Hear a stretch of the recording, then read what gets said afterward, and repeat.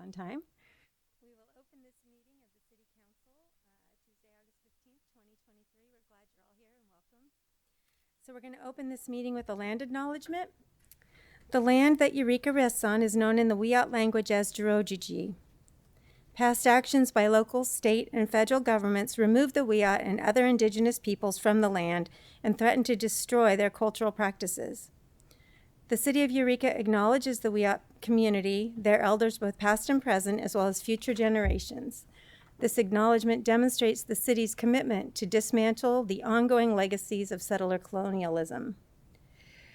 And before we start, I just want to let everybody know that item I2, which is the crime statistics and security camera policy update, will be pulled and discussed in a future meeting. We're hopeful in September.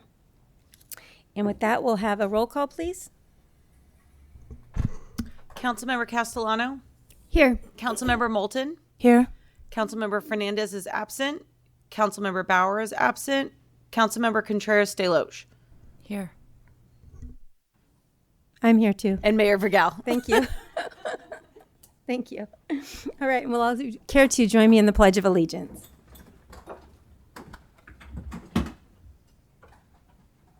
I pledge allegiance to the flag of the United States of America and to the republic for which it stands, one nation, under God, indivisible, with liberty and justice for all. Thank you. Okay, and we have no report out of closed session because we had none. So now we have time for mayor's reports, and I just wanted to talk about a few things just briefly. Let me pull it up here. So I have a report from the marathon that happened on Sunday. This is from the race director. This is the Humboldt Bay Marathon, by the way. This is a passion project done by Terry Vroman Little, who's a local runner, and Rich Baker. This is the 8th year of the marathon. And this year, well, I'll tell you details, but this year we had a qualifier for the Olympic trials. We had an 80-year-old woman who is has the world record for half marathons. Phenomenal, this woman, incredible. And then I beat my time by 10 minutes this year on my half. So boom, Bergel, rocks on. So anyway, carry on. Let me read you Terry's report now. A few highlights. So elite runner from Lakeville, Colorado, finished with the time that qualifies him for the Olympic trials. This guy ran a marathon in 2:17:46. That is fast. That is so fast. Over 29% or 25% of our marathon furnishers earned Boston qualifying times because this Humboldt Bay Marathon is a qualifier for Boston, so it brings people in. Our fast new course record was set by the half marathon by a local, 1:09:12. A visitor running from Germany, which I wish we had our German friend here, earned the Red Lantern Award, a nod to the Iditarod, last one in, with the time of 8 hours. That's a long day. Her brother had finished the marathon every year when winning the Red Lantern Award. This year he stopped at mile 18, so she felt determined to carry up and uphold the family's honor. The president of Roadrunners Clubs of America spoke at the start line and ran the marathon. He brought the president of Lake Merritt joggers and striders to run the half. These highlights will expand notoriety of our cool sea level, nearly flat course. Volunteers were abundant. School teams, Humboldt Wild Swimmers, Sheriff Search and Rescue, Eureka Women's Club, Lost Coast Kennel Club, Pivotal Connections, friends, family, and anyone else we could draw in showed up and made the day safe and successful. And I want to just put out there, too, that our police department was down there, our CSET, patrolling the trail. It was really fabulous. We really appreciate them. Oh, it says that, actually. City staff were wonderful to work with and stepped in where they needed their assistance. Huge kudos to Amanda for staffing the Eureka Main Street Beer and Cider and Chocolate Milk Station, and Sean Knife for making sure a gate was unlocked early Sunday morning. EPD officers were on site checking in with people at Matticat Plaza. Leftover food from the finish area went straight to the rescue mission, and there were great photos on their website. So I just, again, want to share appreciation to Terry and to everybody, and Rich, and everybody that came out that day. It was a fabulous day, and yeah, and I can walk now. which is great. It was a long way for, and then I just wanted to give a shout out and a thank you. So on Saturday, Pack Out Green Team had a cleanup down in Cooper Gulch, and I just want to thank James Graham, one of our regular commenters, for being out there that day. James and Kelsey, who was also a regular commenter, worked side by side and cleaned up some trash out there. And it's just really great to have things in our community where we don't have to agree politically, but we can do stuff together and still be friends or quasi-friends, right? We can all get along. So that's always a great thing. The last summer concert is Thursday night, and it's the Undercovers.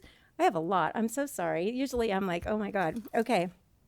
And then I got to go to Zootini and play Mario as a server. And, and lastly, we had our Coast Guard EPD baseball game, and we crushed it. EPD crushed it. So give EPD a hand. I don't remember the score right now, but it was a good split, I believe, right? Yeah, it was. So we're very proud of our team. And with that, we will move on to presentations for the Community Golf Classic with Project Coordinator Caitlin Merrill. And I believe you're on Zoom. Caitlin? I see you. Caitlin? Hello. Hello. And you could share your Welcome. screen if you're ready. Are you guys able to hear me okay? You're kind of quiet. I'm kind of quiet. Yeah. Shannon's working on it. How about now? Is this okay? That's better. You're still kind of quiet. Okay.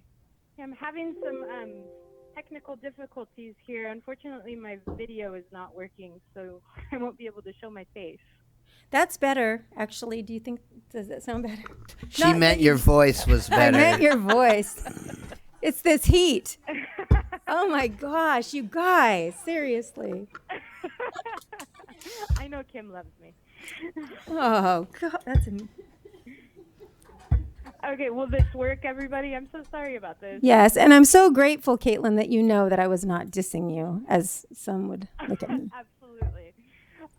So yeah, I apologize. I'm not able to show my video, but I'm having some issues there. But I am here today to share about our third annual For the Community Golf Classic. And I have just a really brief PowerPoint. If I could share my screen, would that be okay?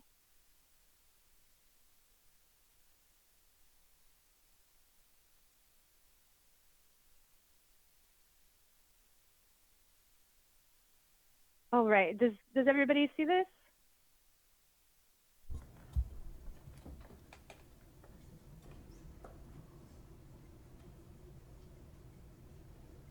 Yeah? Yes. Okay, wonderful. So I guess just a brief overview for those of you that aren't familiar with the Community Project for Eureka, the Community Access Project for Eureka. It is a project of the City of Eureka Economic Development Department that provides access to quality of life programs and opportunities for all members of our community, regardless of their living situation or income. And like I said, today I'm here to share about our third annual For the Community Golf Classic. It is a charity golf tournament held in partnership with the Betty Chin Homeless Foundation. And all proceeds are going to go to benefiting both CAPE's quality of life youth programming and Betty's efforts to house community members in need. So this is our event flyer, and it articulates all the details. So this event is being held at the Eureka Municipal Golf Course. It's taking place on Saturday, September 9th, with a shotgun start at 8:30 a.m. The cost is $500 per foursome, and there's some pretty great prizes. First place takes $1,500. So we'd really like to invite everyone out to have fun for a good cause. It's a great way to support our community. And if you want to sign up a team, you would simply call the pro shop at the golf course. And if you or anyone you know is interested in sponsoring the event, we are still seeking sponsors. So you can contact the event coordinator, Sierra Wood, and her number is listed on the event flyer. And that is pretty much, yeah, all the details about this event. Here's the flyer again, so you guys have those details. And I believe Shannon brought some hard copies of the flyers. And I appreciate your time so much and letting me share about this really wonderful fundraiser for a good cause. Thank you, Caitlin. Does anybody on council have any comments? I'd just like to add a little thing, Mayor, please. City Manager Slattery would like to add a little So this thing is to I believe our fourth year? Third or fourth year? Third. Third It'll be the annual, third excuse me. So annual, it's our yeah. third annual. It's been extremely successful. I really want to thank our Uplift staff and our partnership with Betty Chin. We have raised anywhere between $15,000 and $20,000 over the last two tournaments, and we intend to exceed that this year. It's becoming more and more popular, and I really want to thank our staff. It really goes out to help some of the social services programming in the city, and it's been a great partnership with Betty and her foundation. Great. Thank you. So if you're a golfer, put that on your calendar. If you're not a golfer, put that on your calendar, September 9th. Yeah. All right. Well, thank you all so much. We really appreciate your support, and I hope the rest of the meeting is good. Thank you, Caitlin. We appreciate you. All And- right. Thank you all. You bet. And from there, we shall move on to public comment period. This is the time for members of the public who wish to be heard on matters that do not appear on the agenda. Council policy, or city council policy, is to limit each speaker to 3 minutes. Such time allotment or portion thereof shall not be transferred to other speakers. The public will be allowed to speak concurrently with the calling of an agenda item following the staff presentation on that item. Pursuant to the Brown Act, the City Council may not take action on an item that does not appear on the agenda. So, come on up, James.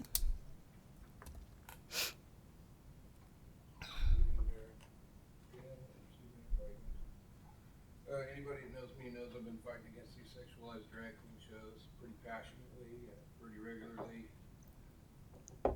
People say nobody's shoving this down anybody's throat. Nobody's using Oh, excuse me, your microphone isn't on, James. Are you turning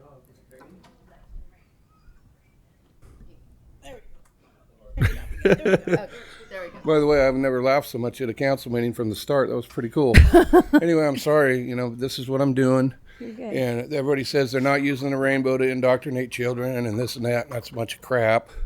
I was disgusted to see today that one of the Sisters of Perpetual Indulgence was arrested for masturbating. Excuse me, James. Could we hold the side conversation because it's hard to understand him? Thank you so much. Appreciate that. Anyway, I was disgusted to see one of the Sisters of Perpetual Indulgence was caught masturbating and exposing himself in Lolita today. It was an article from John Shiv.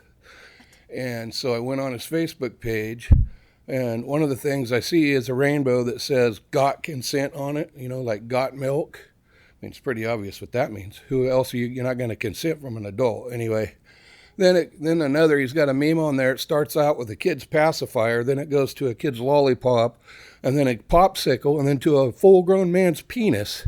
And it says kids have been in training for this their whole life. And there's all kinds of other crap on there with devil horns and all kinds of indoctrination and grooming crap. And this, like I said, is a member of the Sisters of Perpetual Indulgence. I mean, that kind of shows you right there how they're shoving it and how they're going after children. And I've about had enough of it. I've had enough of people defending it. It's right in your face. There's no denying it. It's sickening. If you're queer, that's great with me. I don't need to know about it. Keep it in your bedroom. You don't need to be going after the children with it. And I'm not going to stop fighting against it. I'm sick of it. Enough is enough of it. Thank you, James. Actually, Mr. Wilson, could we have Thea come up first? She's on the other side. Would that be all right? I'm sorry. The ears. Okay, we'll have you go next, Thea. Oh, I'm sorry. I'm sorry. Oh, It's this hot I weather, did friends. my ears in. Those M1 rifles. They're terrible. Anyway, my name is Charles Wilson. Hi, Mr. Wilson. My wife talks to a lot of people. I calculate she's talked about 45 to 50,000 people in the last 6 years. Okay, now, the COVID nonsense came, and we had the flu stuff before that.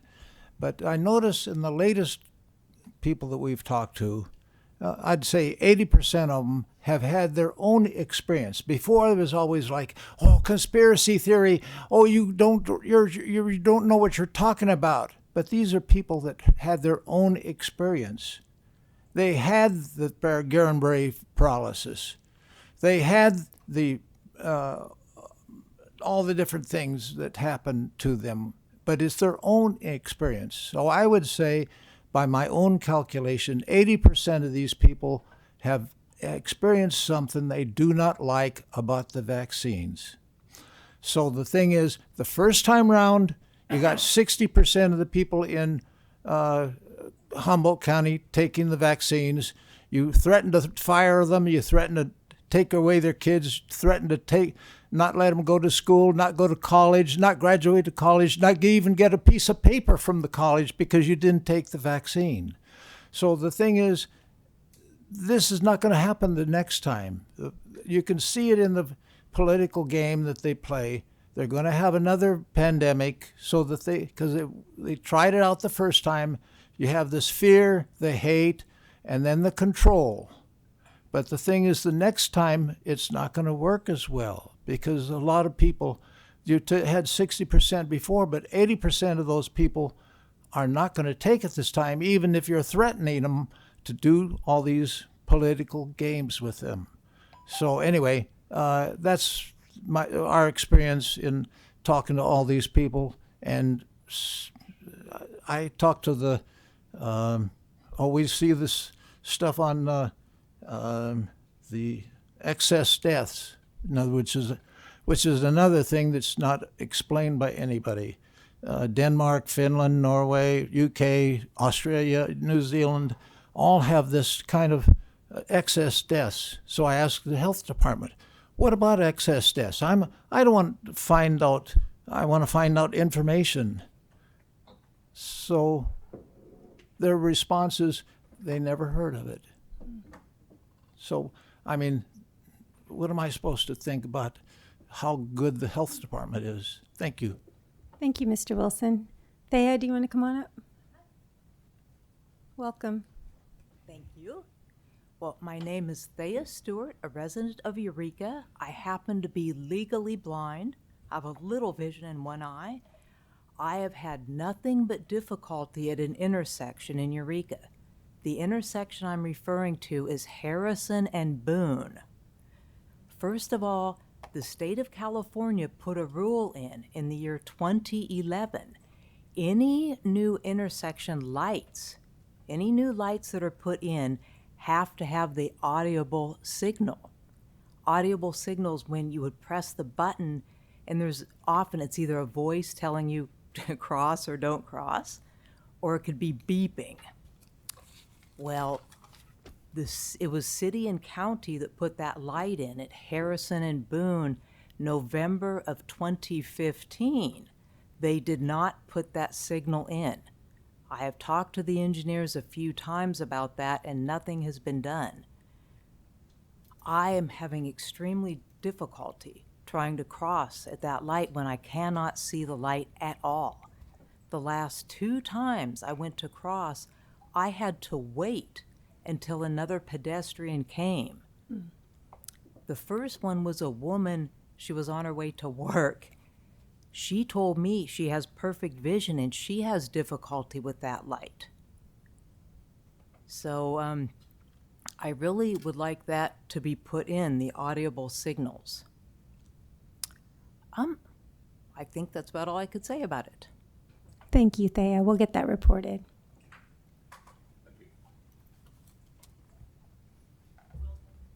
Hello, everybody. Hello and welcome, Genevieve. Yeah, thank you. Anyway, same old thing. I talked about the COVID. Say, stay away from the shop. We will match you all the time. They say, you're so cute. I say, hey, stay away from the jab. So same old thing, but they're coming though. WHO want us to take it by 2024. If we are joining, we have to take it or you don't go anywhere. I talked to the doctor yesterday or the day before. She said, you're conspiracy. Everything is conspiracy. I was truth is coming out. The other side is a conspiracy, but we are the conspiracy. Hey, we all saw the fire in Hawaii. I cannot buy any more new outfit. I can buy it over there to give me discount. Too bad. This beautiful city, boom, turns to dust when a blue sky. I'll let you figure out what happened. People say it's a direct energy weaponry. We think about it. But anyway, so they all turn into dust. How are you going to check it? The DNA. So they have a statement say, the remain through the fire who melt metal. So that's a pretty good statement. So you're not pieces, right? So now talk about, the unisex bathroom. See, they say in East Coast you have unisex bathroom. But anyway, I have a friend, 63 years old. She say, be careful. When you're a woman, she won't go to motor stock bathroom. That's sure. But you come and say yes. A lot of people going yes. But if you want by yourself a motor stock, don't go in there. She only go to single one. But I have experienced that in co-op. A guy dressed up like a woman. He was there washing his hands. I don't know how long he was there. I go in there, do my business. And the young girl go in there, do his business, come out. I say, I got to report that. So the manager said, nothing I can do about it. I say, you had to do something. You see somebody, you say, woman bathroom is out of order. Something like that. So I called the next day. And then the woman manager, this time's up. But anyway, I know. But so be careful. All right? Thank you. Thank you, Genevieve. Welcome. Welcome. Thank you for letting me express my feelings here. I was born and raised in Eureka. I was born at the old St. Joseph Hospital that was torn down on F Street. So I'm not a new person to Eureka. My questions for you are, there are people that are gathering signatures, going around getting signatures for the housing, and these people don't even know anything about it. They said that the property at Jacobs is owned by the city of Eureka, which it isn't. It's owned by Eureka City Schools, and I have spoke with them. I've also spoke with Larry Depp, the captain of the Highway Patrol, and want to know who started these petitions. Can you tell me? Well, we usually don't answer questions during public comment. When do you do this then? Actually, Miles is going to give you his card. Give Miles a card. Give Miles a call, and he will be able to give you the information that you need. Okay. Does it? Need to know, because I'm backing the Highway Patrol, and if this has been done, we would like to start petitions for the Highway Patrol. So I just want to let you know that the name is on the petition. So if you look at the bottom of the petition, but Okay. Alrighty, that was my question. And why weren't the Highway Patrol told of this? Okay, so you can answer my questions later. great. Okay. Thank you very so much for being here.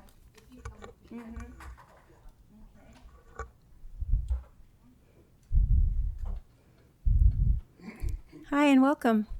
Hello, my name is Sharice Thompson, and I'm here to read Proverbs. This is guidance for the young. This is Proverbs 3, where I left off last time from the Proverbs. My son, do not forget my law, but let your heart keep my commands. For length of days and long life, peace they will add to you. Let not mercy and truth forsake you. Bind them around your neck. Write them on the tablet of your heart. And so find favor and high esteem in the sight of God and man. Trust in the Lord with all your heart and lean not on your own understanding. In all your ways acknowledge him, and he shall direct your paths. Do not be wise in your own eyes. Fear the Lord and depart from evil. It will be health to your flesh and strength to your bones. Honor the Lord with your possessions and with the first fruits of all your increase, so your barns will be filled with plenty. and your vats will overflow with new wine. My son, do not despise the chastening of the Lord, nor detest his correction. For whom the Lord loves, he corrects, just as a father the son in whom he delights. Happy is the man who finds wisdom, and the man who gains understanding.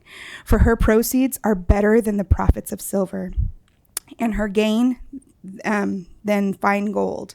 She is more precious than rubies, and all the things you may desire cannot compare with her. Length of days is in her right hand, and in her left hand riches and honor. Her ways are ways of pleasantness, and all her paths are peace. She is a tree of life to those who take hold of her, and happy are all who retain her. The Lord by wisdom founded the earth. By understanding, he established the heavens. By his knowledge, the depths were broken up, and clouds dropped down the dew. My son, let them not depart from your eyes. Keep sound wisdom and discretion, so they will be life to your soul and grace to your neck. Then you will walk safely in your way, and your foot will not stumble. When you lie down, you will not be afraid. Yes, you will lie down, and your sleep will be sweet. Do not be afraid of sudden terror, nor of trouble from the wicked when it comes, for the Lord will be your confidence, and will keep your foot from being caught. Do not withhold good from those to whom it is due, when it is in the power of your hand to do so. Do not say to your neighbor, go and come back tomorrow, and I will give it, when you have it with you. Do not devise evil against your neighbor, for he dwells by you for safety's sake. Do not strive with a man with cause. If he has done you no harm, do not envy the oppressor, and choose none of his ways. For the perverse person and an abomination to the Lord, but his secret counsel is with the upright. The curse of the Lord is on the house of the wicked, but he blesses the home of the just. Surely he scorns the scornful, but gives grace to the humble. The wise shall inherit glory, but shame shall be the legacy of the fools. My name is Sharice, and I'll be back next time to continue the Proverbs. Thank you. Thanks, Sharice. Thanks for being here. Welcome, Holly. It's been a long time. Yes. The lady's out in the hall getting her answers, but I wanted to speak to all of the people who are listening at home, not here. First inkling I got of this infamous petition that's being maliciously circulated under false pretenses was when I heard Rob Arkley on KINS, Brian Papstein's show. And then last Thursday in my mailbox, I received 3 copies of that, and it's in the car. I meant to bring it with me, and I forgot. It's an obscenity. Rob Arkley, I've been here a long time. Eureka High 60, Humboldt 66, and if Rob Arkley, it says on the piece of paper, he is behind this, so watch out. He couldn't do the balloon track, so he got Walmart in anyway. He is let's see, the thing says we have to be polite. Mm-hmm. He is I know, she could use Proverbs. I'm going to say, the camel's got his nose under the tent. Watch it, folks. Thank you, Holly.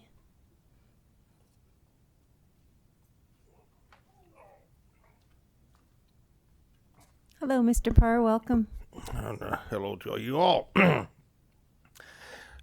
said last week that I was done with the butt porker, but this new development where one of your favorite sons has been arrested for publicly exposing himself in a lewd manner and whatnot. After everything y'all said about, no, these guys are all completely up above board and just as pure as the dew-driven snow. And I just wonder if y'all going to get a GoFundMe up for the defense or something or whatever. But at any rate, the whole thing about the butt porker was that I see the whole focus on the trans issue and all that as a diversion from the actual operation of what's going on in the government. And so considering that, I was pleased and honored to be able to turn that back around on you and give y'all an opportunity to display your tolerance and inclusiveness. And instead, you chose to expose your hatred and your intolerance and your prejudice and your bigotry. And I was really happy to see that the thing went viral and you guys got to be exposed to millions of people. I hope you're happy. It's not the way that I wanted Eureka to be publicized, but there you have it. You did it. You got it. Work with it. Beyond that, this whole thing, I don't know why anybody would be upset about that petition. Basically, what he's trying to do is keep y'all from destroying Old Town and downtown. How anyone could possibly think, and like I said last time, that goofy survey that the manager mentioned that was undertaken 5 years ago, where he said that the citizens of Eureka said they wanted more housing and less parking. That was not a mandate to destroy Old Town. It's an underhanded move. It's disingenuous, and y'all really need to rethink it. That petition is not spurious. That petition is a serious matter addressing the future of Old Town and downtown. It's not going to work riding electric scooters up to where you want to have dinner or shop or whatever. Nobody's going to park on 7th Street or M Street or L Street and ride an electric scooter or your little glorified golf cart up to where they want to eat or shop and then expect to ride back and find the windows of the car not knocked out. How you could possibly believe that that's going to work is beyond me. It takes a level of delusion that is scary to see in people who have been elected to represent the community. I cannot fathom the delusion. Thank you, Mr. Parr. Thanks for being here. Welcome. My name is Caroline. I'm going to read Proverbs 2, or Psalms 2, excuse me. Why do the nations rage, and the peoples plot in vain? The kings of the earth set themselves, and the rulers take counsel together against the Lord, and against the anointed, saying, let us burst their bonds apart, and cast away the cords from us. Who sits on the heavens laughs, the Lord holds them dispersion. Then he will speak to them in his wrath, and terrify them with his fury, saying, as for me, I have set my king on Zion, on my holy hill. I will tell the decree. The Lord said to me, you are my son. Today I have begotten you. Ask me, I will make the nations your heritage, and the ends of the earth your possession. You shall break them on the rod of iron, and dash them into pieces like potter's vessels. Now therefore, O king, be wise, be warned, O rulers of earth. Serve the Lord with fear, and rejoice with trembling. Kiss the Son, lest be angry, and perish in the way. For his wrath is quickly kindled. Be blessed are all those who take refuge in him. Thank you. Thank you.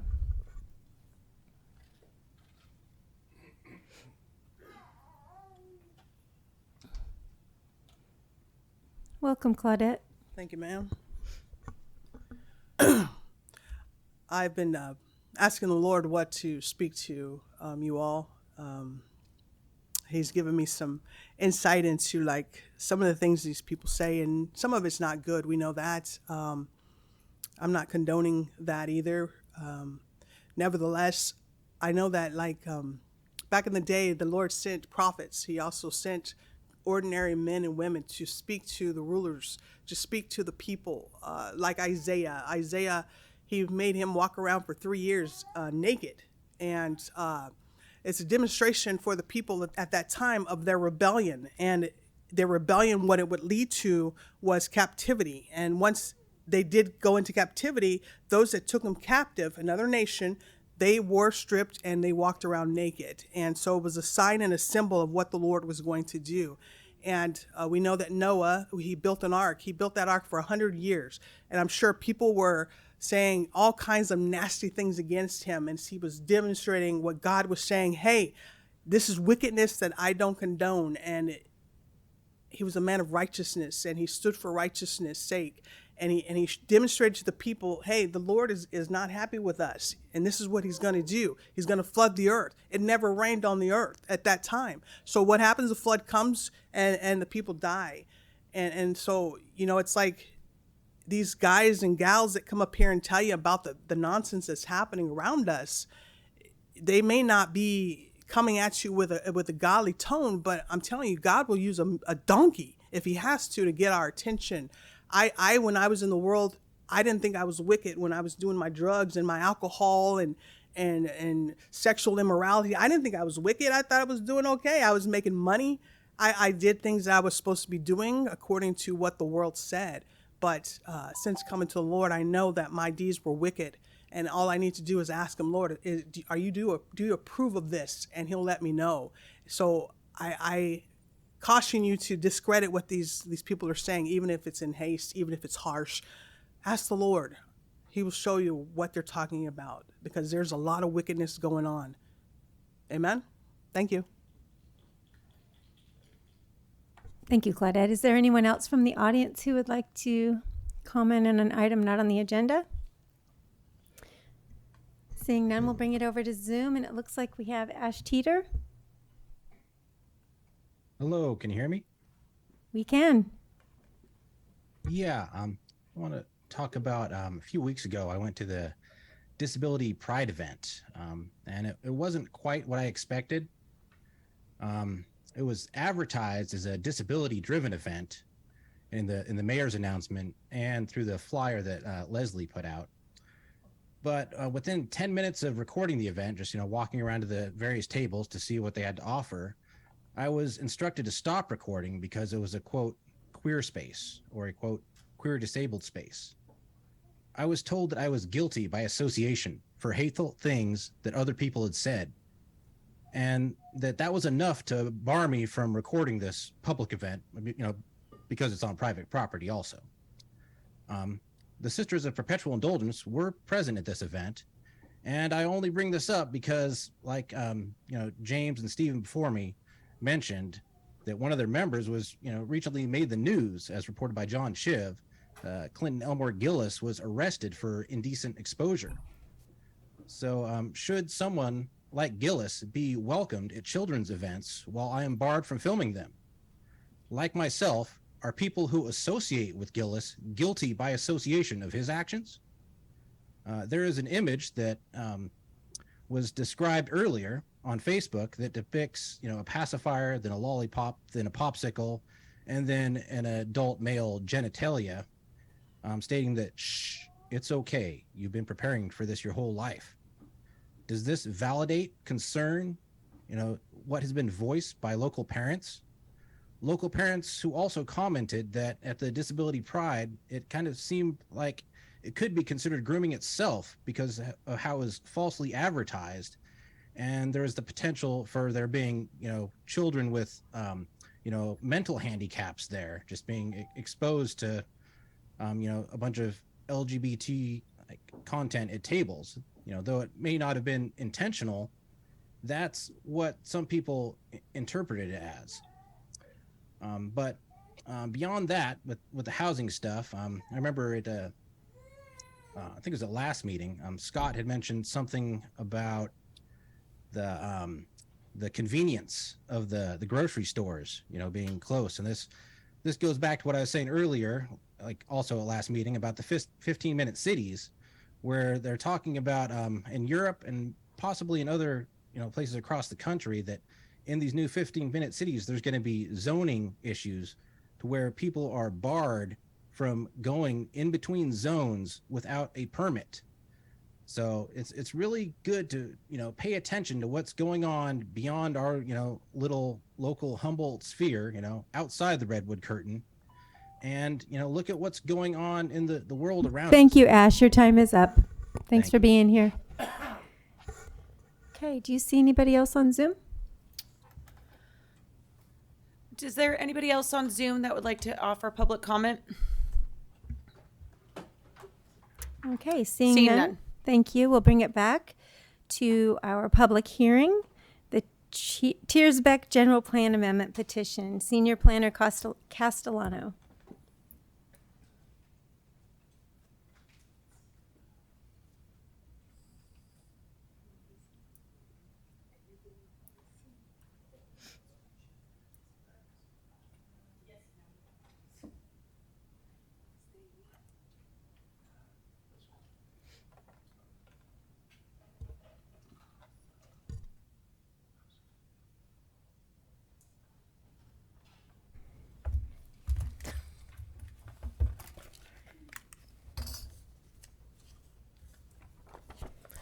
All right. Good evening, council members. Madam Mayor, I am presenting on behalf of Leanna Smith, our planning technician tonight. Before you this evening is a general plan amendment petition to allow a property owner to apply for a local coastal program amendment. This is going to be a mouthful, so I'll try to do it slowly. To change the land use plan, Anybody which didn't know, the council chambers.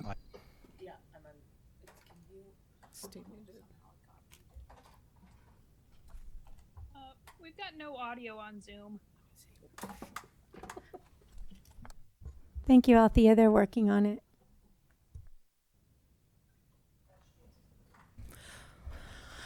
Okay, so this property owner would like to apply for a local coastal program amendment. That's the LCP. Excuse me, can you hear on Zoom now? Yes, we can. Thank you. To change the land use plan portion of the local coastal program, which is the coastal general plan, and the implementation plan, which is the coastal zoning code. And together, those comprise the local coastal program, the LCP, to change the land use and zoning designations for a parcel on West Hawthorne Street, west of Broadway. West of Broadway. Approval of the petition will allow the property owner to apply for this amendment. Lots of technical difficulties today.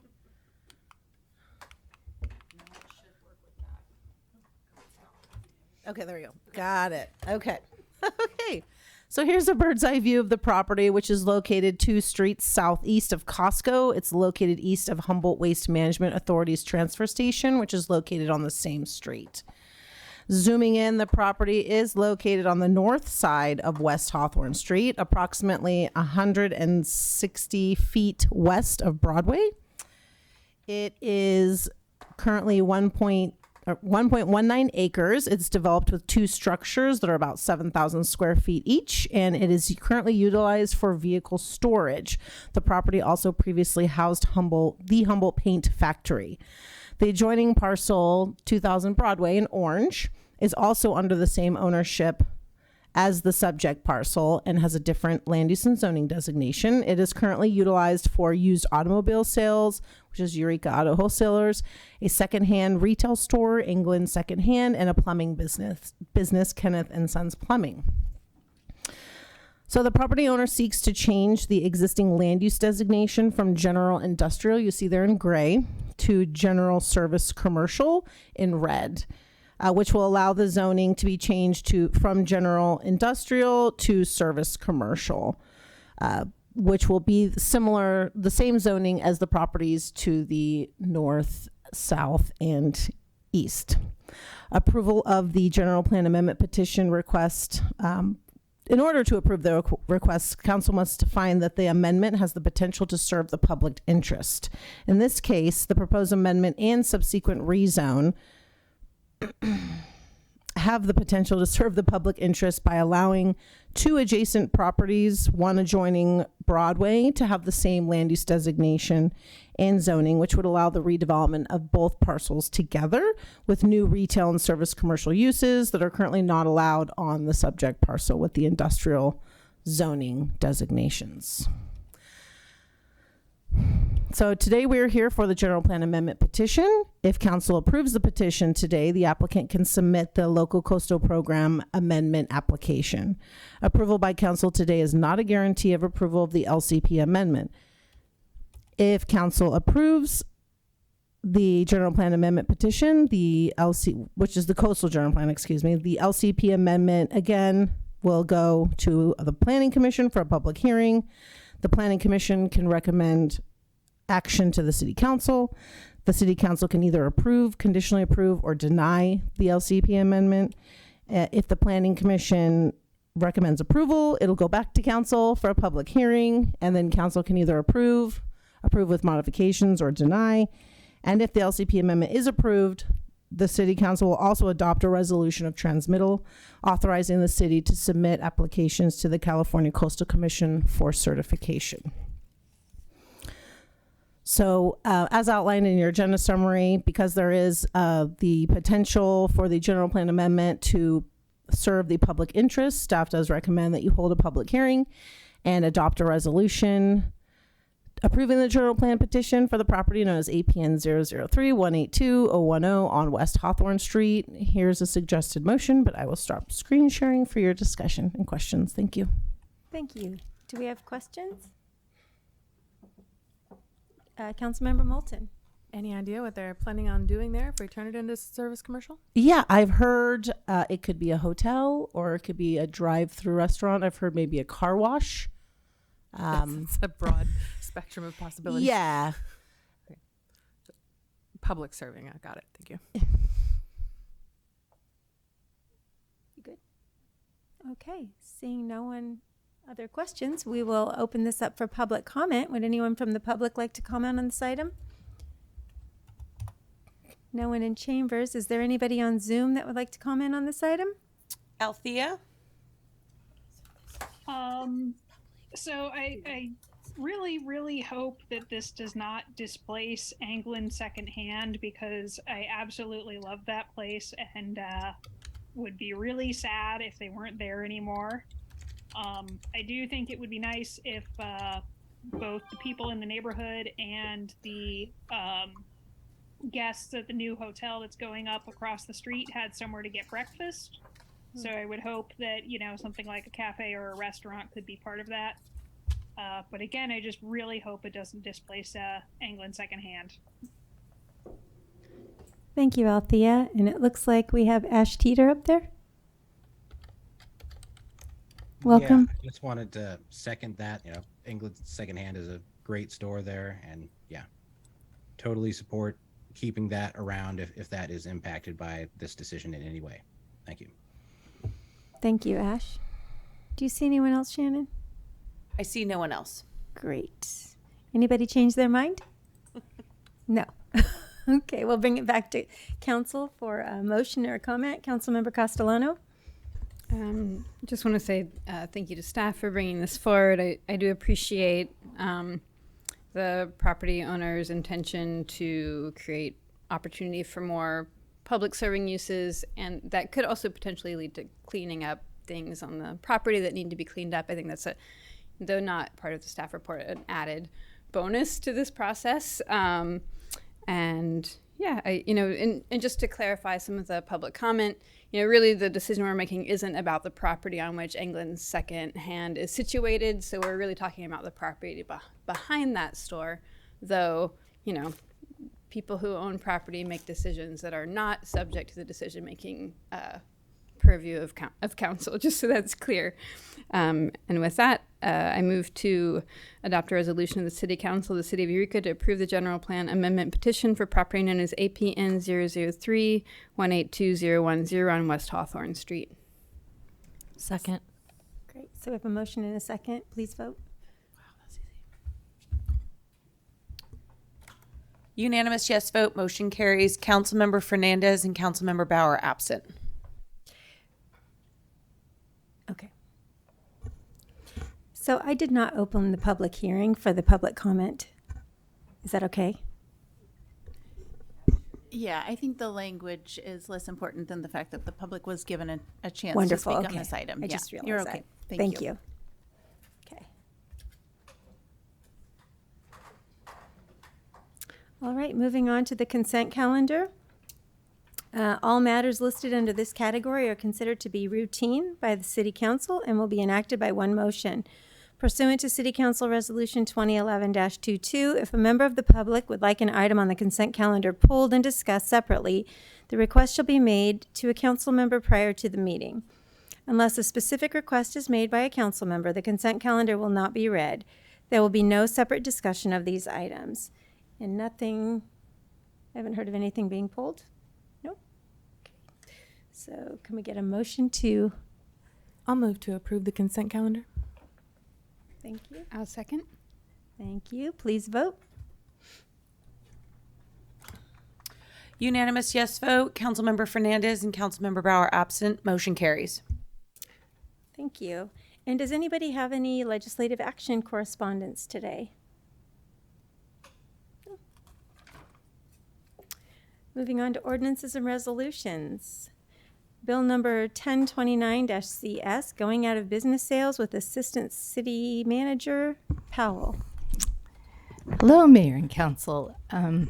Before you tonight is ordinance asking you to repeal the going out of business sales ordinance that was adopted in 1959 for the city. It hasn't been amended since then.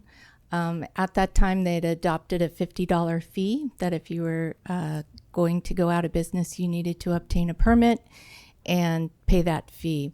And I believe it was, I can't find a whole lot of discussion surrounding why they adopted the ordinance, but at that time there was no federal or state laws against fraudulent advertising. And I think this was a way to, make sure that businesses would not always say they were going out of business, trying to entice folks to come in and shop a sale that really wasn't what they said that it was. So with that, if you don't have any questions, I would just ask that you introduce this ordinance repealing the going out of business ordinance. Thank you. Do we have any questions for Assistant City Manager Powell? No. We will open this item up for public comment. Is there anyone from the audience here to comment on this item? I'm seeing no one in chambers. Do you see anybody on Zoom? I do not. Great. So we'll turn it back over to council for a motion and a vote and comments, if there are any. Councilmember Moulton. I just want to thank the staff for bringing this. I really appreciate your efforts to sort of clean up all of these old things, this detritus that's been sitting around in our laws, to make things more efficient and effective. So with that, I'd like to move staff recommendation. On this particular item, you do have to read the waive reading, read by title only statement. I move that we waive full reading, read by title only, and introduce bill number 1029-CS, an ordinance of the City of Eureka repealing Chapter 116, going out of business sales. I'll second. Thank you. Motion and a second. Please vote. Unanimous yes vote. Councilmember Fernandez and Councilmember Bauer absent. Motion carries. Thank you. And now we will talk about bill number 1030-CS, personnel policies with Risk Management Director Powell. Assistant City Manager Powell. Yes, hello again, Mayor and Council. This is another, this is an ordinance brought before you tonight to also clean up and modernize our municipal code. The personnel policies section of the municipal code, it talks about how we set up policy and procedures and personnel rules and regulations and those kinds of items. In addition to that, it had a long section regarding a antiquated retirement system that the city used to have for public safety personnel. It was called LERS, and it was the Local Employees Retirement System.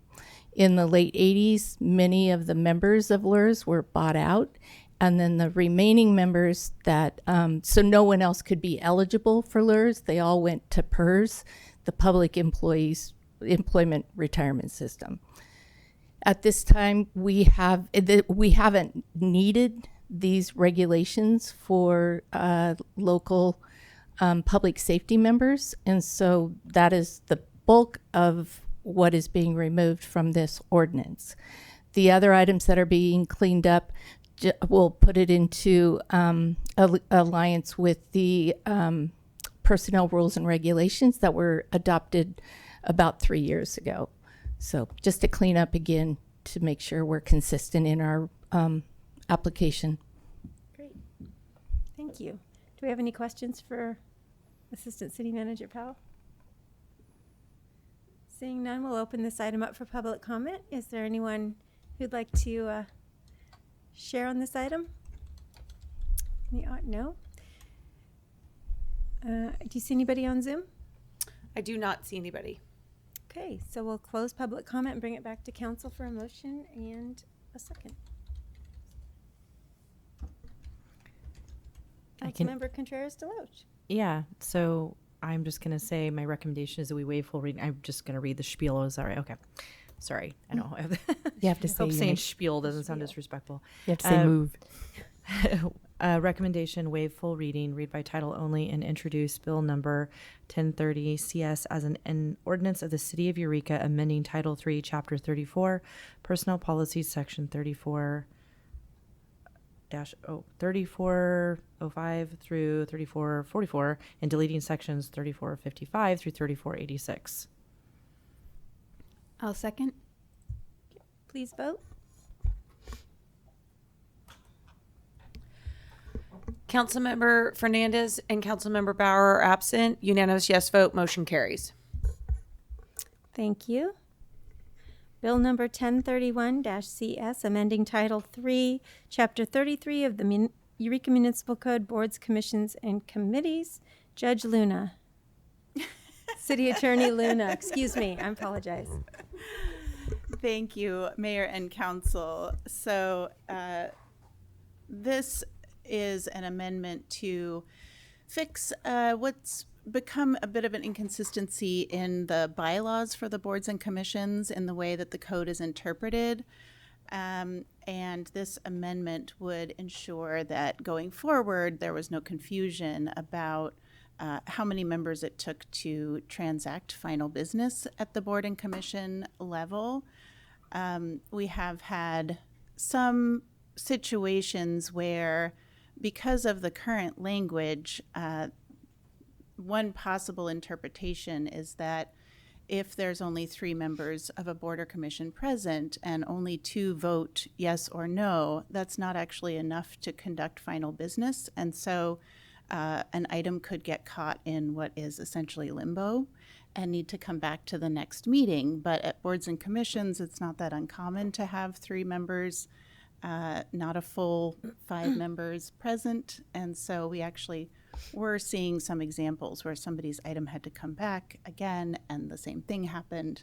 And we certainly don't want people to be stuck in that kind of limbo. If they come for a decision from a board or commission, they should get that decision one way or the other. And so that's what I have attempted to do with this amendment, and I am happy to answer any questions you may have. Thank you. Do we have any questions for City Attorney Luna?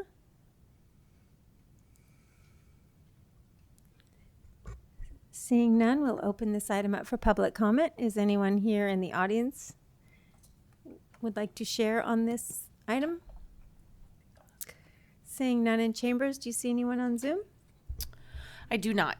Great. Okay. So with that, we'll bring it back to council for motion and comments. Councilmember Contreras Deloche. Just a brief comment. I just appreciate that this is being addressed because I think this is just beneficial for everyone, and it kind of helps things be smoother, and it really helps that process be more accessible to people and more expedient. And I just think that's really good.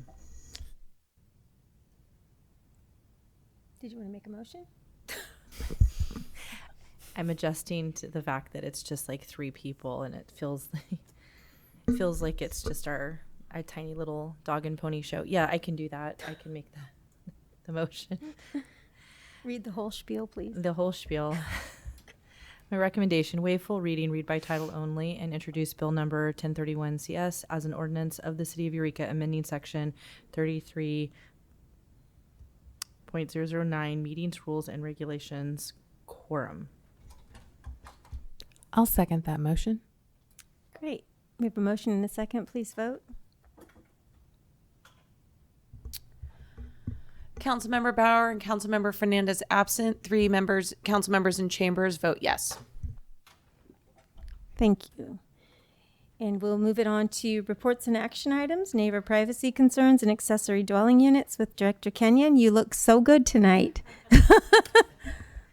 Thanks for being here. And thank you for stepping up last meeting, even though you were so incredibly sick. Well, I apologize. I'm glad we could put it off. Not knowing my limits. Yeah. And it's just a 5-minute presentation, and Councilmember Moulton wasn't here last time, so I'm just going to do it again really quick, and I apologize. Okay. So it's brought up. Whoa. Oh, somebody's controlling my screen remotely, maybe. Okay.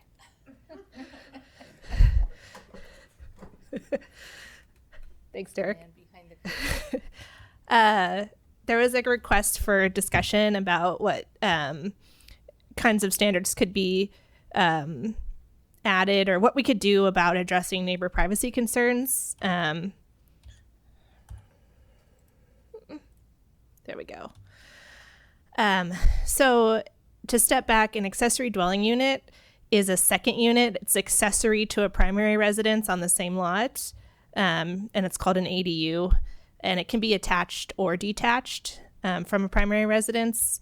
And it has to have independent living facilities to qualify as an ADU. It can't just be a detached bedroom. It has to have a bathroom and a kitchen.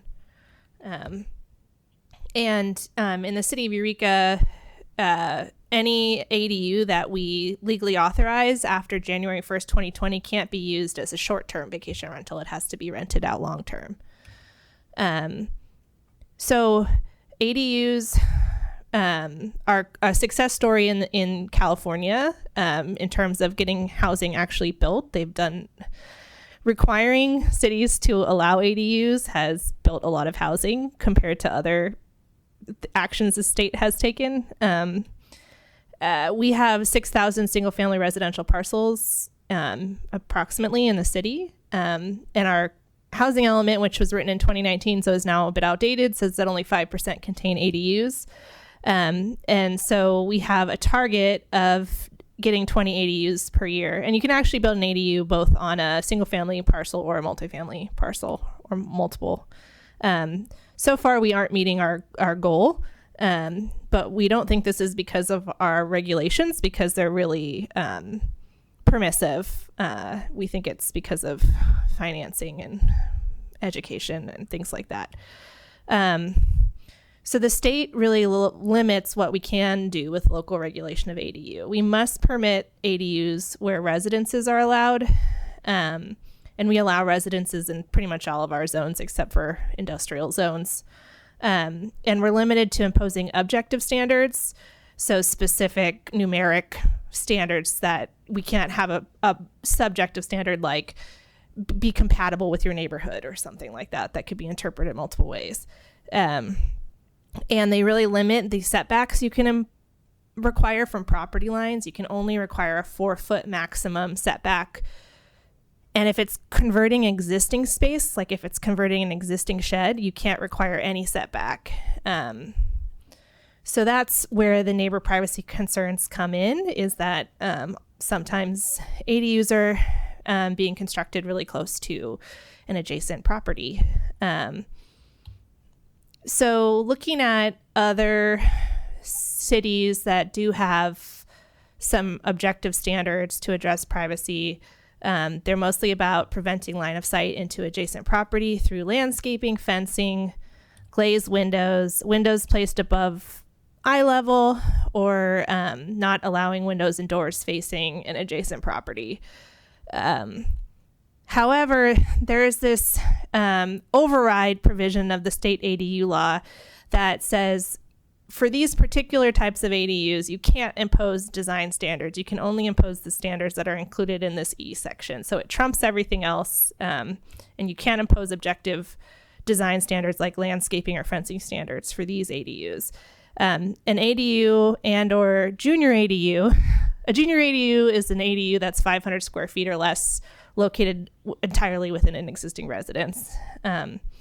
So if you're putting an ADU in an existing space of a single family dwelling or an existing space of an accessory structure, we can't require any design standards. If you're putting an ADU or a junior ADU within the proposed space of a new single family dwelling, we can't impose design standards. And we can't impose design standards for a detached new construction ADU if it is 800 square feet in size or less, 16 feet in height or less, and it meets the 4-foot setbacks. And also ADUs created by conversion of portions of existing multifamily dwellings into usable livable space, and up to 2 detached ADUs on a lot with an existing multifamily dwelling. So it kind of limits what we can impose design standards on to like new addition ADUs and ADUs bigger than new ADU, detached ADUs bigger than 800 square feet in size.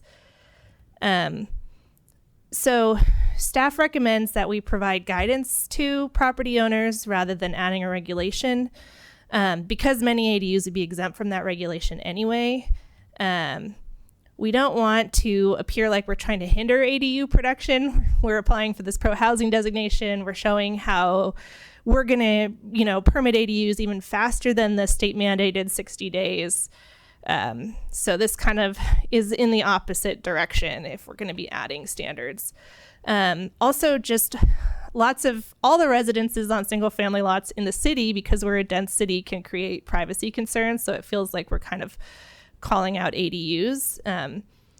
Every single family lot now, because of state law, isn't actually a single family lot. It can actually have 4 units on it. It can have a primary residence, that junior ADU where you're converting existing space that's within your primary residence, including just like converting your garage. That's a junior ADU. Plus you get an ADU, attached or detached. And because of SB 9, now you get a second primary residence. And all of them can be very close to property lines. And then I just think that neighbor disputes are a miserable thing for everybody involved. And I think if we help people realize little things they could do to avoid those neighbor disputes, they would hopefully want to implement them when they're designing their ADU. And there's always the ability for people to add fencing or landscaping if they're concerned about privacy from a neighbor constructing, a second floor or an ADU that overlooks their property. So that's my presentation.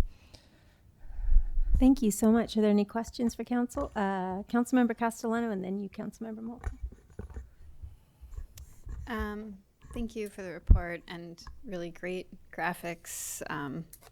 Really helped to kind of see how it can all take place already, according to state law. I know we haven't rolled out our ADU loan program yet, but we're in the process of getting that ready. Do you think it would be possible to offer smaller loans through that program for neighbors who maybe's privacy has been impacted by ADUs? If council should decide to do that, when that would be a council decision on whether or not that, with the current funding that we have now, I don't believe that it would qualify. I think we're using the permanent local housing, PLHA. How was that one? PLHA, the permanent local housing money, and I don't know if that funding would qualify. But if there was another funding source, or if we chose to use general fund monies, that could be a decision council could make. Thank you. Councilmember Moulton. I'm just curious, in the zoning code as it exists, just a main unit, a main house, is there any kind of restriction on the sort of things that might protect privacy, where people can put windows, how high they have to be, frosted glass, besides the regular setbacks? Is there anything applying to just primary residences like this? No. Okay. Yeah, you can construct basically a 3-story house within 5 feet of your neighbor's property currently. Okay, so it does sound like we're picking on ADUs if we impose something that essentially is the same thing, just slightly smaller. There's no motion to make. Thank you for this report. Very informative. Does any further questions? Okay. Seeing none, this is a report, right? Correct. We usually open up to public comment. So is there anyone from the public who would like to comment on this item?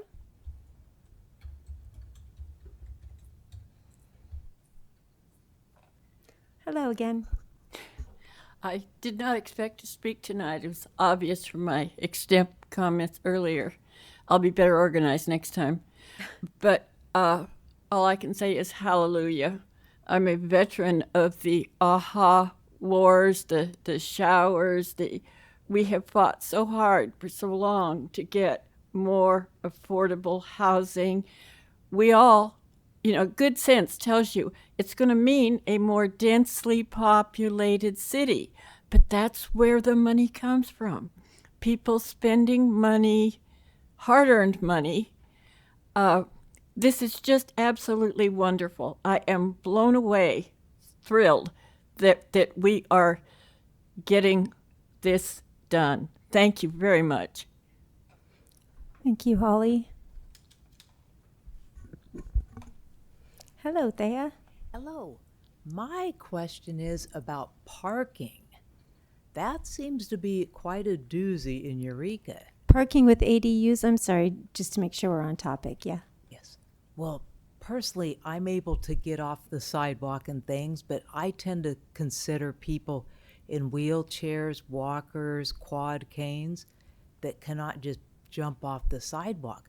I find parked cars blocking the sidewalk, and there are a few houses I could tell you right now that have multiple cars that are always blocking the sidewalk. So my question is just, how do you handle this with parking? Okay. Thank you.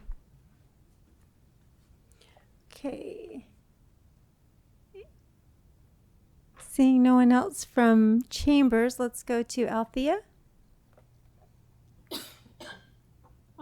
Yeah, I am glad that the city is not intending to, force mandatory regulations on people for this. I mean, if you think about a four-sided ADU not being allowed to have windows or doors on two sides because there's two adjacent properties, it's pretty silly. In my old house, we've had a neighbor who has lived there for more than 40 years. She has a grandfathered in ADU in her backyard where she's had the same tenant for probably about 30 years. He doesn't even have a car. He rides his bike everywhere, which is pretty impressive because they're both in their 70s. I'm glad to see that the city's going with, some recommendations instead of some strict rules. It's housing that's definitely needed for people like my neighbors, where, my retired homeowner neighbor, has a source of income and her tenant has stable housing that he can afford. And, they were wonderful neighbors, and I hope to see more of that. Thank you. Do you see anyone else, Shannon? I see no one else. Okay, so we will close public comment and bring it back to council. Councilmember Moulton. I'm actually curious, is there an ordinance in Eureka that prevents people from parking in their own driveways blocking the sidewalk? Yeah, you're not supposed to block the sidewalk. So it's there is a law that prevents that already. It's simply a matter of finding and enforcement. Yeah, and we have minimum parking stall requirements to make sure that people, if they're providing space on their lot for parking, that they're able to fit an entire vehicle on it, so they're not like... Oh, I see. They can't call like a 5-foot space a parking space because you couldn't actually fit a car into it. Yeah, and when people are building new on an alley, we make them either go like straight up to the alley, or at least it's like 10 or 15 feet back, so that we're making sure they're not placing a structure where then a vehicle would be partly in the alley and partly outside. So we have standards for new development to try to prevent spaces that are too small that they block. Okay. But regardless, you're not allowed to block the right of way. Okay. I know that was a little off topic, but just curious. Thank you. Thank you. Okay. Councilmember Castellano. Let's see. Well, thanks again for bringing this forward. I know I asked for the consideration, so I really appreciate your time and efforts and just your insight about this. I do think, if it might be right. I mean, I think we all don't want to create potential conflicts between, or we want to create opportunities for conflicts to be resolved between neighbors whenever possible. So I do think, it might be worth looking at like micro loan opportunities for privacy, especially if an ADU gets built and the neighbor's not willing to, create privacy considerations in the construction for something for the impacted neighbor to do to offset that for themselves might be useful.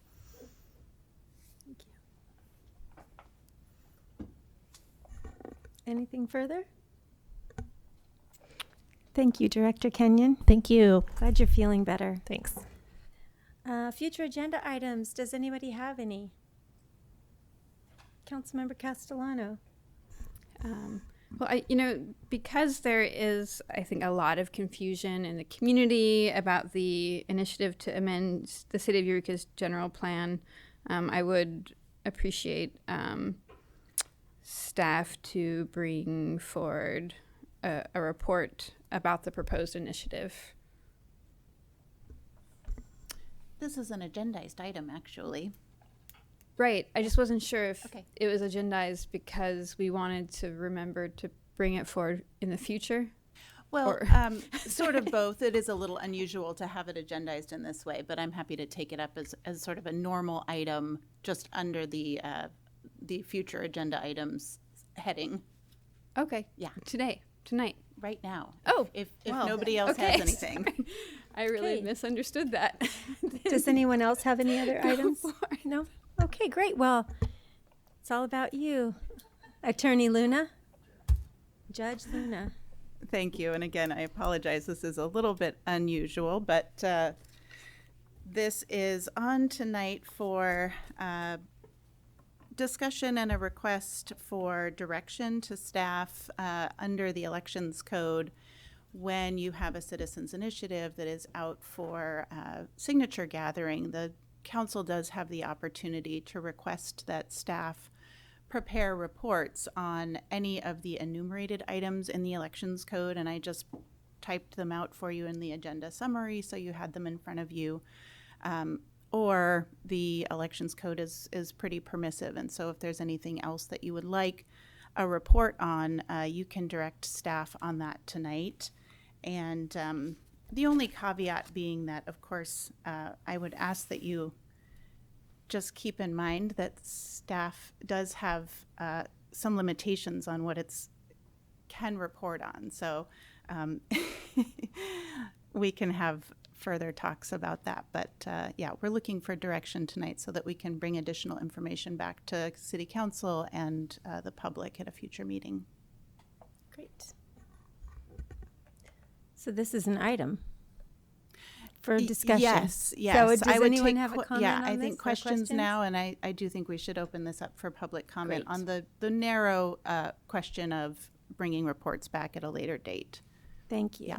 So comments, questions? Actually, it would be questions, no comments yet. Okay. Councilmember Moulton. I'm sorry, you need us to request a report specific to these numbered categories or just a report in general? I think that you could take it in either way that you would like. If you want to pick out items that are enumerated there, you're welcome to do that as a council. If you want to request a broader report, you're welcome to do that as a council. And if you'd like additional information about any of these categories at a future meeting, you're welcome to do that. So this is your opportunity to request that additional information from staff, and we would bring it back to a future council. Okay. Do you want to reiterate your request? So Councilmember Moulton, it's your turn. Okay, well, okay. Just not sure how to articulate this. I'd like a report for the edification of ourselves and the public on the impact of this ballot initiative, the circumstances involved and their details. I think that's fine. Believe it or not, the code just says that council can direct staff to provide a report. So that's all we're looking for at this point.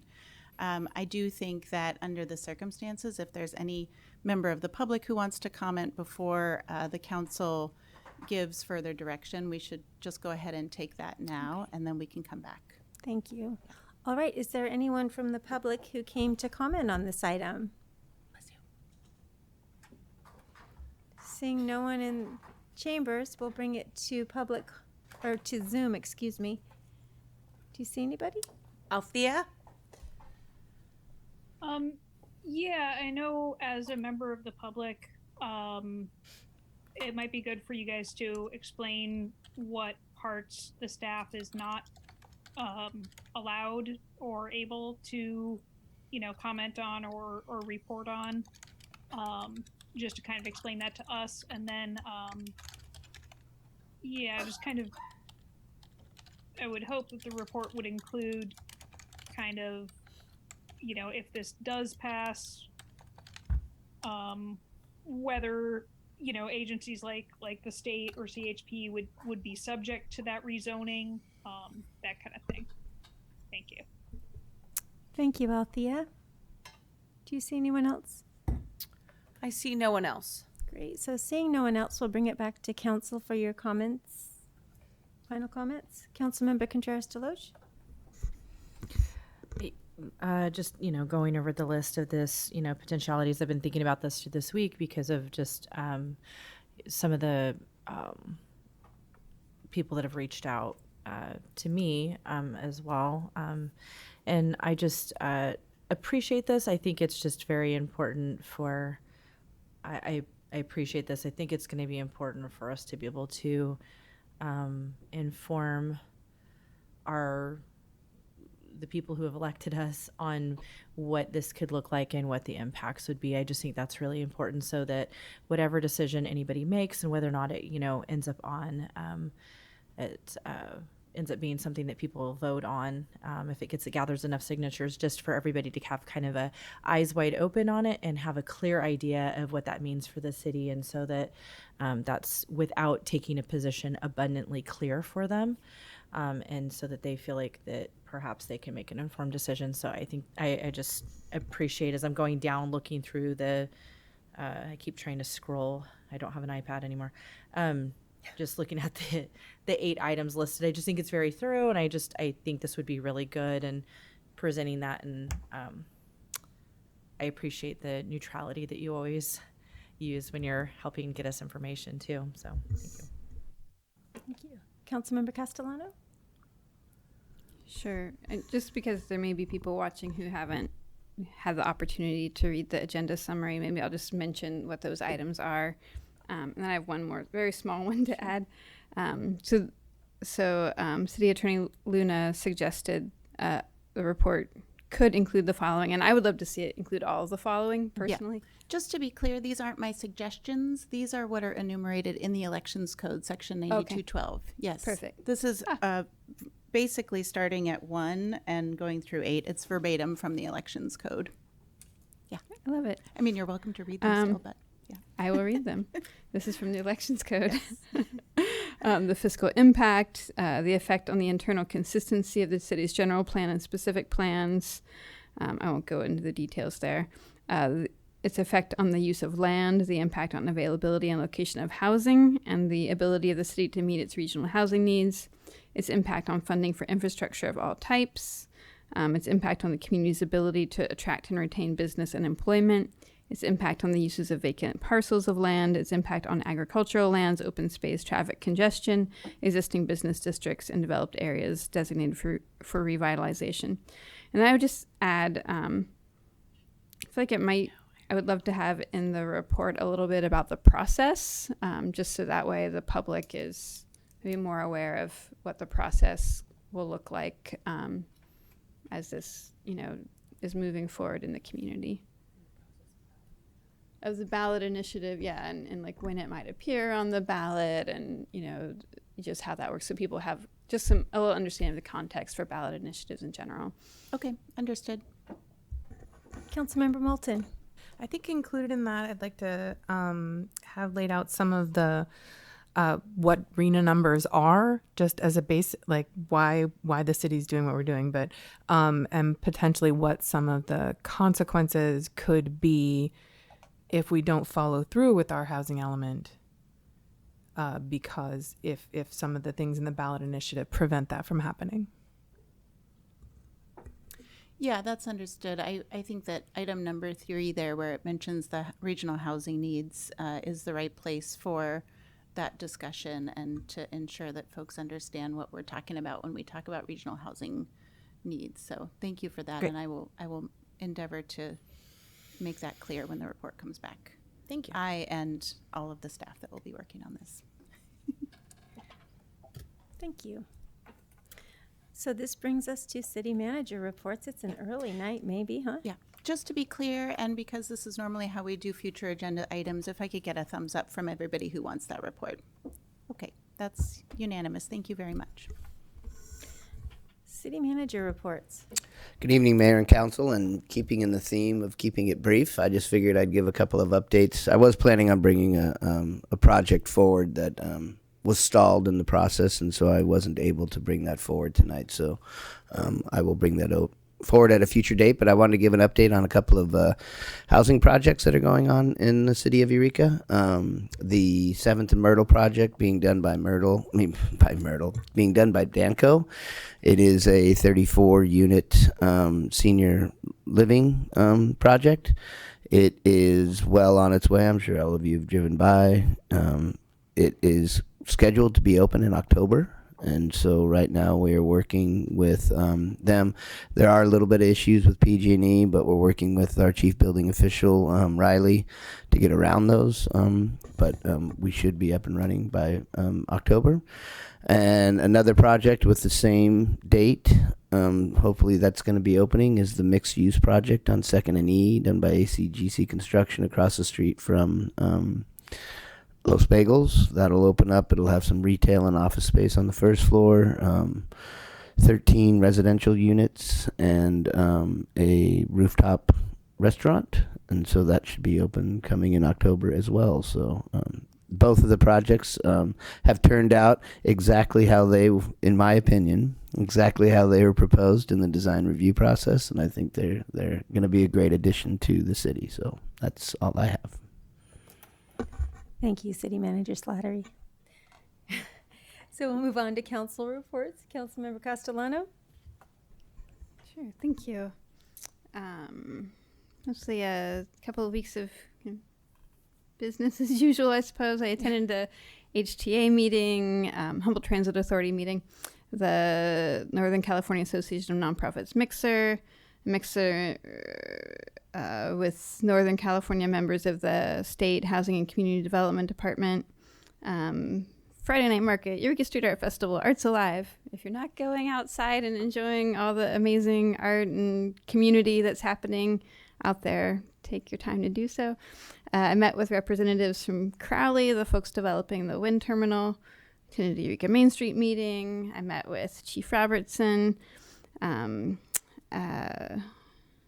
I attended the Humboldt Waste Management Authority meeting, and I co-hosted a meeting with a fellow from the State Department of Finance about how regional housing needs allocation numbers are allocated, which was really fascinating. That's what I've done. I'm still awake. That's a lot. Councilmember Moulton. Thank you. I have no travel to report, but I did attend the JPA with the fire district meeting, our regular board meeting, where we renewed Chief Robertson's contract. We hired him again. Good job. And I'm looking forward to this Thursday. Eureka High is going to have their grand opening unveiling of the J. Willard Gym, a project 2 decades in the making. If you can stop by there Thursday the 17th between 5 and 7:30, maybe you can check it out on the inside. Looks like it's going to be pretty cool. And this Saturday, I'll be over at the Jefferson Project making free zero waste lunch kits. They have free produce over there and Mother's Day out activities, all kinds of great stuff at Jefferson. I encourage you to check them out. Thank you. So much great stuff happens in our city. I just love that. Councilmember Contreras-Deloche. Yeah, so I got to go to our summer shindig that we did, right, for the city, and that was really fun. I got to get to just kind of talk to some of the employees in a more informal way, including Shannon, which was really fun to get to just visit. And then I attended the Zootini, the auction and stuff like that. That was really fun. I really enjoyed that. And we had our mayor and one of our council members, Fernandez, were there being servers and helping out, which I thought was really great. And then actually today went and did the ice cream with cops over at the Hammond Park, which is my neighborhood park. Got to take my little 4-year-old, and that was super fun. So got some cute pictures from that. He had a really good time. And that, I think that was it was really well attended. So a lot of people came, and it was just really nice. And then Friday night market, I met with also Nancy Olson from the Chamber of Commerce. And then I don't have any travel to report. And then this is just kind of an aside, just because it's fun. My mother-in-law and father-in-law came in from Texas to visit, and I wanted to just share some of their thoughts because they hadn't been here in quite a while. And I encouraged them to stay downtown, and they ended up staying downtown at one of the little hotels. And they were so impressed. I got to take them to Friday night markets. They were so impressed with everything that was going on here. And they just said, wow, Eureka really feels like there's a lot going on. And it was really fun to kind of hear their perspective on looking at things post-pandemic, because they knew that things had been a real struggle during that. And just to hear their excitement and they were like, it just seems like there's a lot going on. They were tickled about all the different kinds of foods. They were blown away by like our local oysters. And so it's fun to hear kind of an outside perspective on all these murals and everything. And they're very big world travelers. And so to kind of hear their perspective on what a cute little city we have and how unique and interesting it is was really just heartening to hear how positive they were about it and how excited they were. So I just wanted to share that. That's awesome. Thank you. Just the last thing, school starts August 21st, so be aware when you're driving or walking or doing whatever that our kids are out on the streets right now, or not right now. Starting Monday, we'll all be back to work, and it's going to be delightful. So with that, we're just going to go ahead and adjourn the meeting. Thanks, everyone.